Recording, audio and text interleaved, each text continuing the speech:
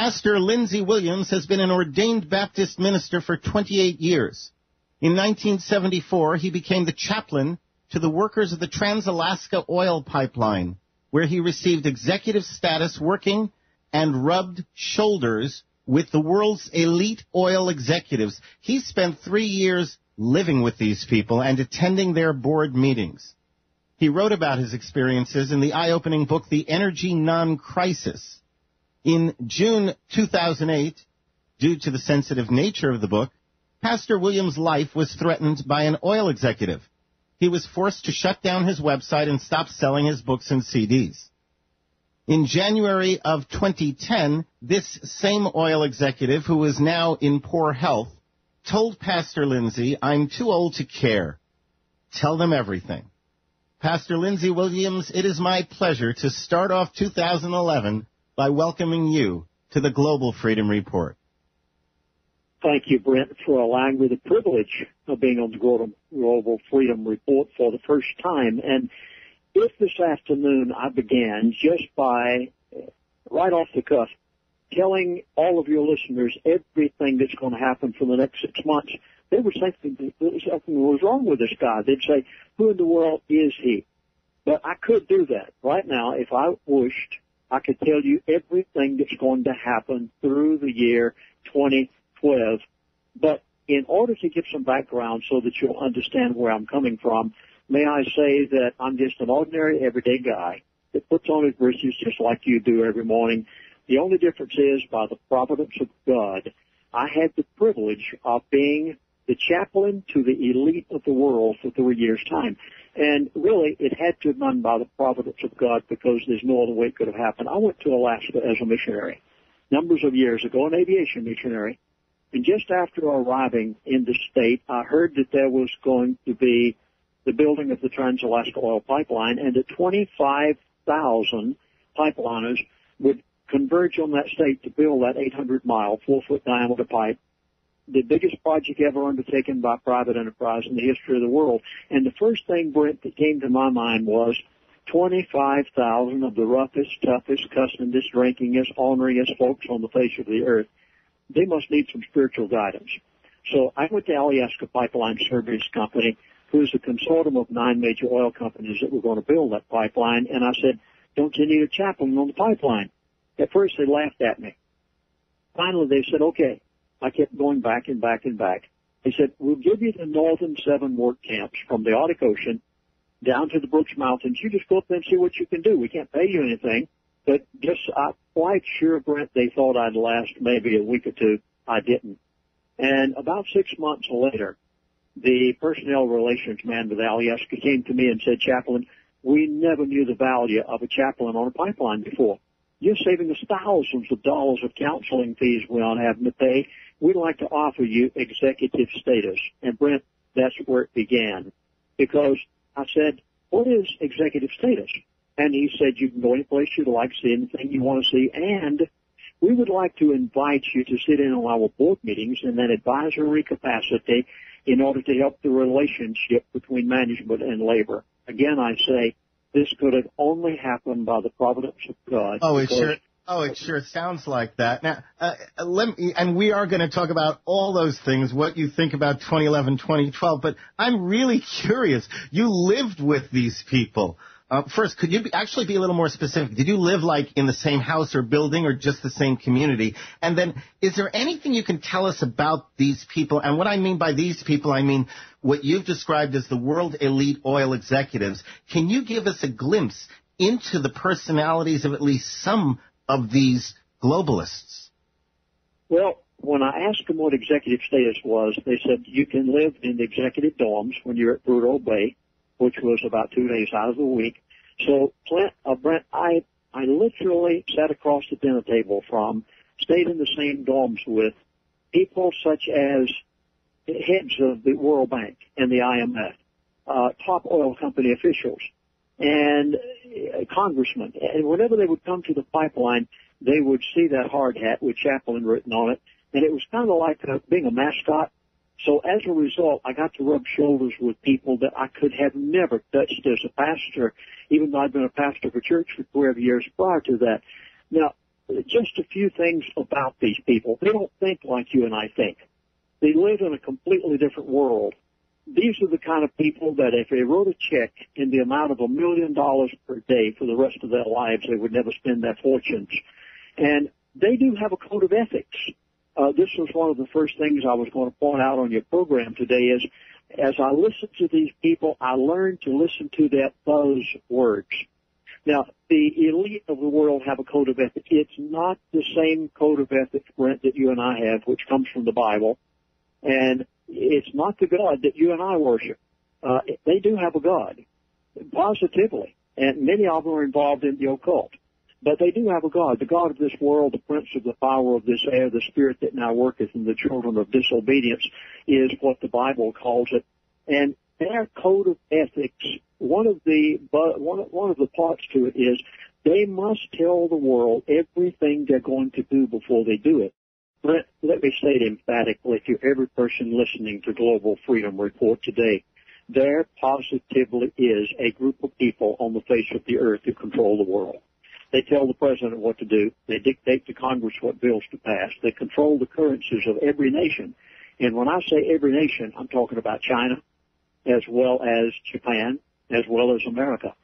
These people positively do exist. And if there's ever been any doubt into your mind as to the fact that they do, may I erase that doubt right now, because I lived with them. And again, this had to have been the providence of God, because there is no way that I, a little insignificant missionary flying airplanes out in the bush of Alaska, could have ever had the privilege, except that by the providence of God, He allowed me to do it. Now, these people are controlling our economy today. And as a result of my 3 years of literally giving 3 years of my life to live with these people, out of the respect that I gained with some of them, for the past 35 years, they have told me on a regular basis everything that they plan to do. Now, if I could describe... Wait, let me stop you, because I'm dying to know this. Now, is this like dinner table or breakfast table conversation, where most of us are sitting there, what kind of day did you have today, or what are you doing over in school today, whatever, and are they sitting here telling you about their plans to rule the world just over polite mealtime? I mean, that's the image I'm getting. I don't know what to make of this. Yes, these people, if I could explain everything that you'll ever hear me say, I would say that the name of the game is control. One morning I got up and I went to breakfast at Arco Base.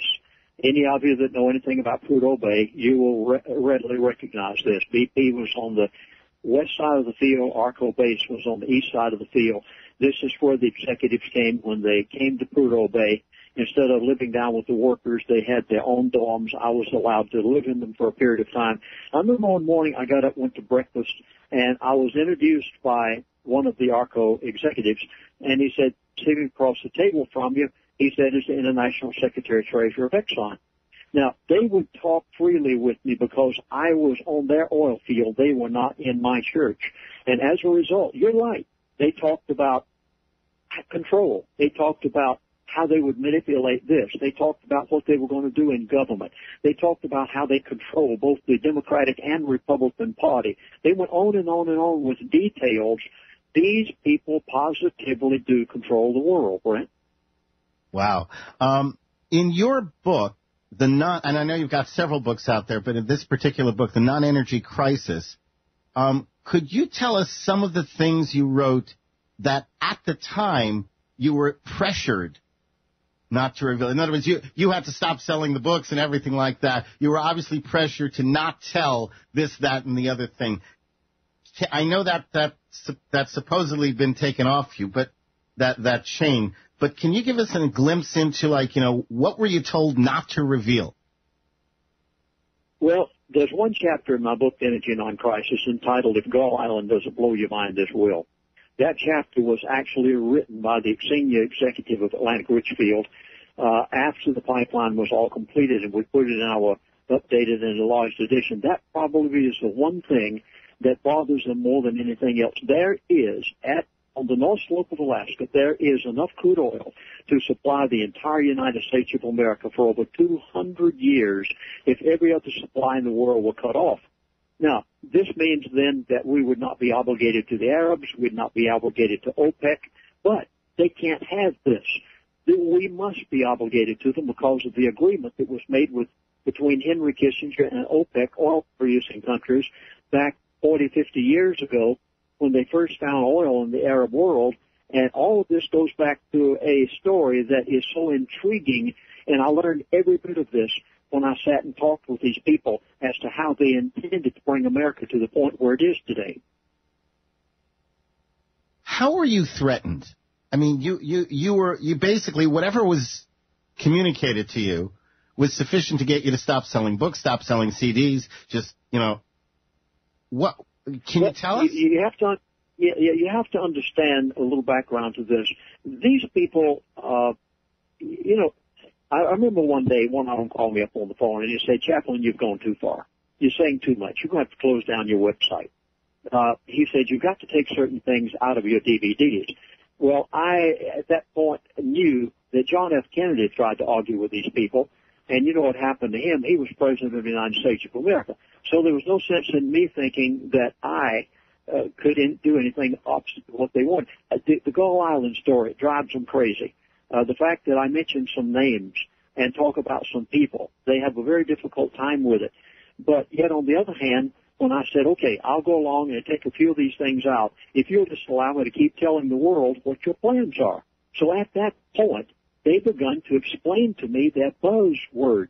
Now, folks, you must understand that the elite in their code of ethics, one of them is they must tell you everything that they're going to do before they do it. Remember, Daddy Bush, many, many years ago, he came up with the expression, New World Order. And you used to hear him say, 1,000 points of light. You know, that meant everything in the world to them.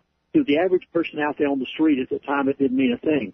To me, today, I have learned, after writing 6 books, 3 of them directly about the mindset of these people, I've learned to listen to their buzzwords, and then they call me periodically on the phone, or I talk with them. I have the personal phone number of 2 of them. I can call them anytime I wish, that have kept in touch with me over these 35 years. And, Brent, never one time in 35 years have they ever told me anything that didn't happen exactly like they said it was going to take place. Brent?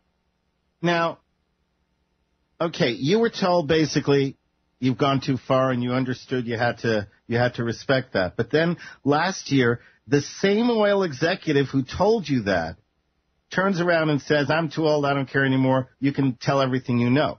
But we're not dealing with a single-person cabal trying to rule the world. There are other oil executives, other globalists, other of the world elite. Did anyone else, just because this one guy says, okay, I don't care anymore, you can reveal what you want, doesn't that still give you pause? Has anybody else contacted you at any point concerning these types of revelations?